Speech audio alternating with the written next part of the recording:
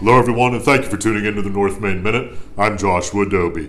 A big item from a timeliness perspective, big on our radar screens right now. I'm sure you've heard a lot about it. Has to do with the conflict, war in Israel, between Israel and Gaza, or Israel and Hamas right now. Not going to get into the geopolitical aspects of them. They're huge. They're big items. Not going to get into the humanitarian crisis that we have right now, really looking at the very narrow sliver of possible financial impacts from what's going on. Now, I'm going to start out with a terrible answer.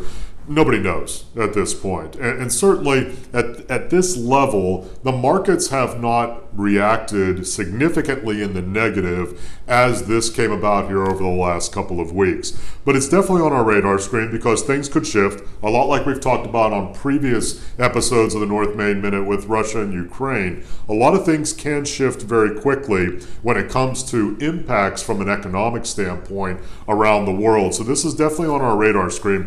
Let me just give you a couple of items that are top and foremost. First one has to do with oil, and specifically the production of and the transportation of oil. Meaning that in the Middle East there, especially on the Mediterranean, especially when you're looking at the straits there between Asia and Africa and the Middle East and Africa, we're talking about some major thoroughfares for most of the world's oil supply. If those get choked off, if there become war issues in those areas, meaning that those things get shut down, or if they get damaged and we're not able to move as much oil from there, you're going to see spikes up in the price of oil. So it's definitely high on our radar screen. We don't know where that's going to move at this point, but definitely high on the radar screen for both oil and other forms of energy, specifically natural gas. The second thing that we're watching for as well, and this has to do much more with the production end of things because we're talking about Saudi Arabia. Saudi Arabia, number one oil producer on the planet, has been for the last 50 years.